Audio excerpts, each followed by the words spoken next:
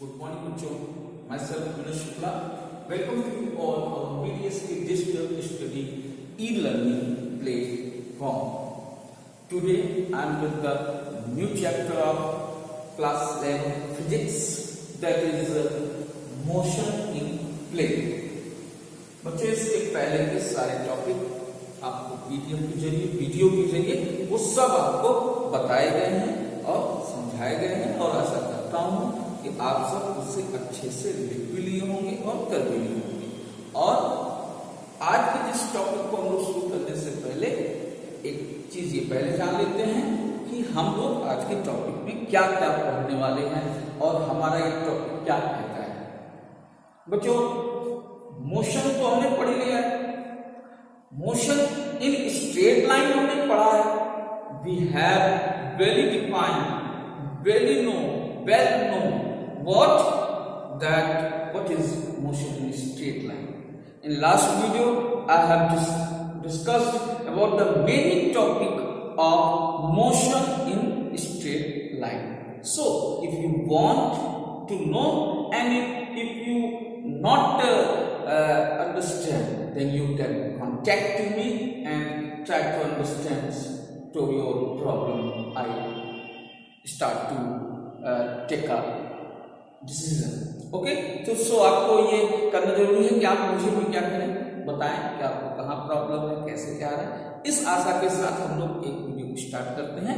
Motion in a plane. Plane what?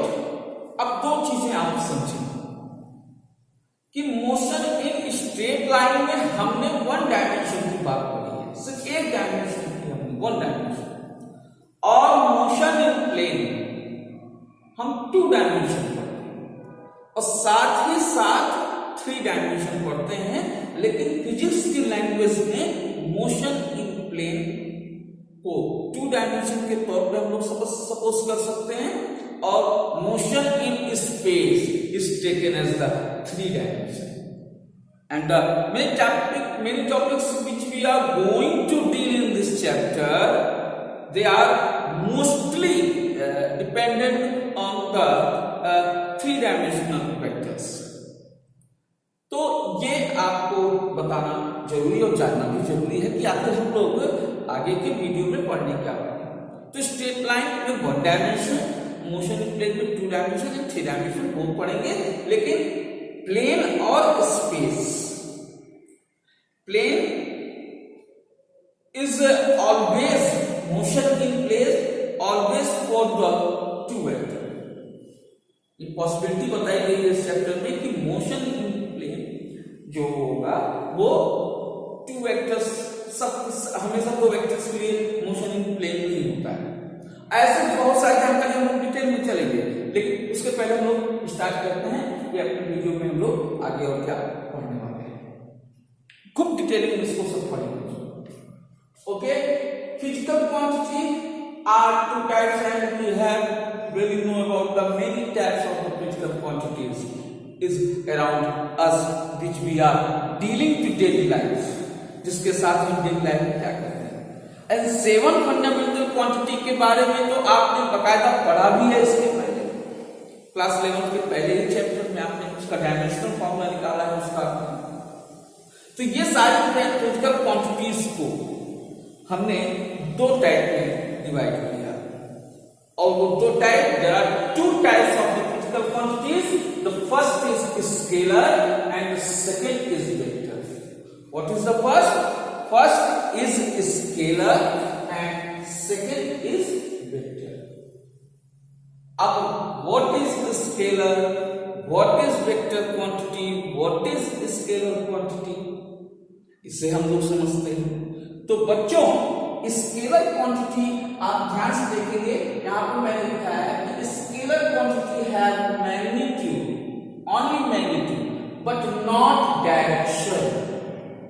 ये सिर्फ क्या रखता है, मैग्नीट्यूड रखता है, डायरेक्शन नहीं रखता है. उससे हम लोग क्या कहते हैं, scalar quantity. To represent any quantity if we need only direction, magnitude, not the direction is needed there, that is called the scalar quantity, उन्हें क्या कहेंगे? स्केलर क्वांटिटी कहेंगे। बहुत सिंपल वे में आपको समझ में आ गया होगा। अब वेक्टर क्वांटिटी किसको कहते हैं? अभी और डिटेलिंग में इसकी चर्चा करेंगे हम स्केलर क्वांटिटी, वेक्टर क्वांटिटी के बारे में। पहले हम लोग इसकी डिफिनेशन अच्छे से समझ लेते हैं। तो एक बार मैं फिर से बोलता हूं स्केलर क्वांटिटी की डिफिनेशन को, दोज क्वांटिटीज विच हैव, और ज्यादातर ये ध्यान रखना कि रिप्रेजेंट करने के क्वेश्चन करने के लिए ही हम स्केलर वेक्टर क्वांटिटीज को फिजिक्स में जानते हैं, ताकि हमें आसान हो जाए कि किस चीज में डायरेक्शन चाहिए, किस चीज में डायरेक्शन और मैग्नीट्यूड दोनों चाहिए, क्योंकि मैग्नीट्यूड तो सबकी होनी है। मैग्नीट्यूड का मतलब क्या होता है? Magnitude is comparing with the two things I have told in the last videos of the 11th, in the first और सेकंड। व्हाट मैंने उसमें आपको बताया कि magnitude have the numeric value and unit. जैसे 5 kg, तो 5 is a numeric value and kg is the unit, तो 5 kg is the magnitude। अब ये तो सबकी होनी है, डायरेक्शन जिसके साथ आ जाता है उसे ही क्या कहा जाता है? Vector quantity. तो पहले एक बार इसकी डिफिनेशन हम लोग पढ़ लेते हैं बेटा। क्या है इसकी definition? To represent any quantity if there is a need of only magnitude not the direction is called the scalar. अब डिफिनेशन हम लोग किसकी बनाते हैं? वेक्टर की। To represent any physical quantity if we need magnitude and also as well as direction, then it is called the vector.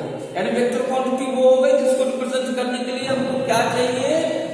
केवल magnitude नहीं, साथ में हमको क्या चाहिए? डायरेक्शन भी चाहिए, नीड हो जाती है।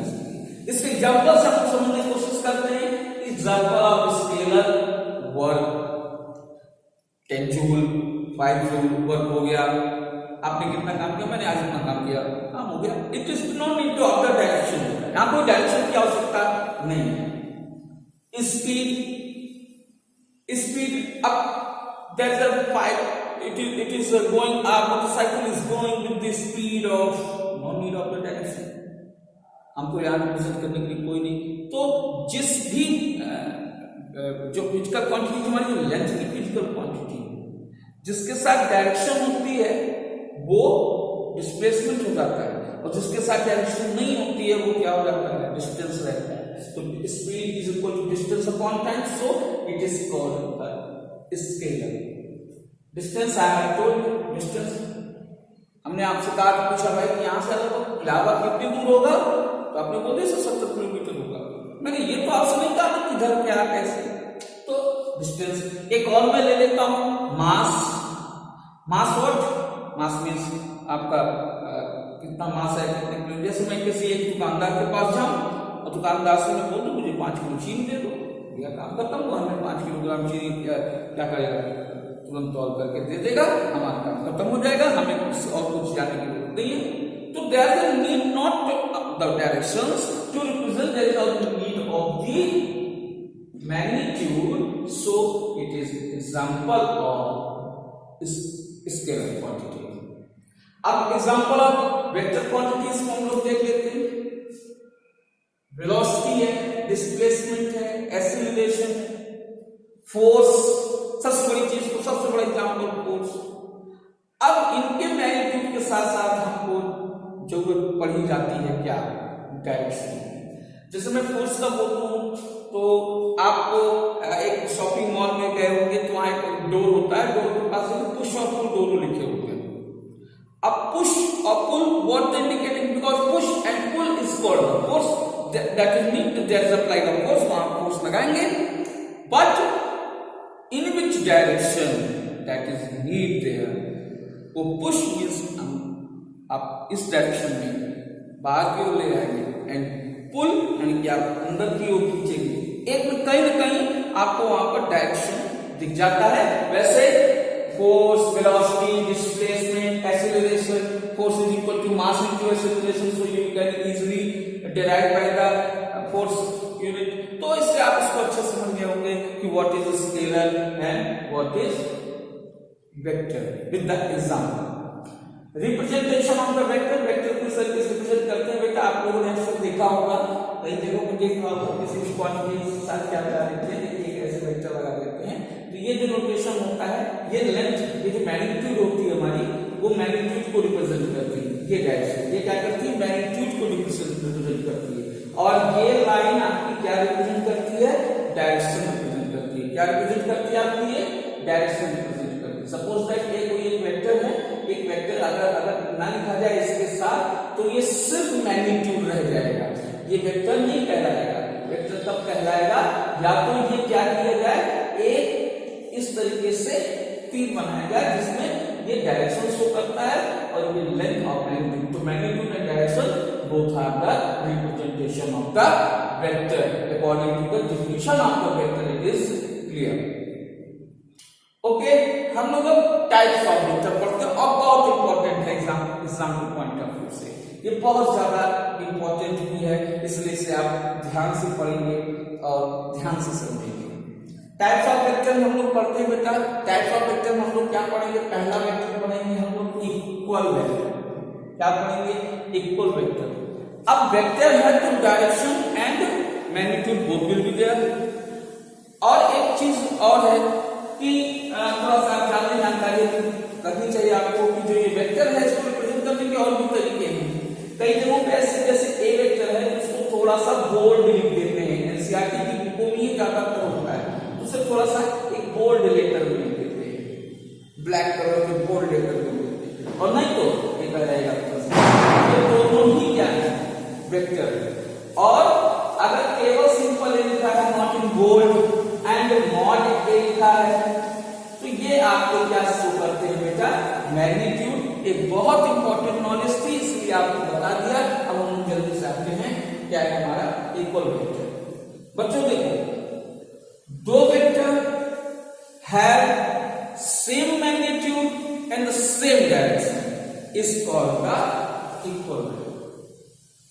Two vectors have same magnitude and the same direction, so it is called equal vector। मान लीजिए कोई एक वेक्टर A है और एक क्या है, A भी है, इसका भी क्या है डिस्टेंस 5 मीटर, इसका भी क्या है डिस्टेंस 5 मीटर, इनकी भी डायरेक्शन इधर ही है, इनकी भी डायरेक्शन इधर ही है, इधर ही जा रहे हैं ये लोग दोनों, इसलिए these are the equal vectors। And what is unequal vectors? What is unequal vectors? आप क्या कह सकते हैं unequal vectors को?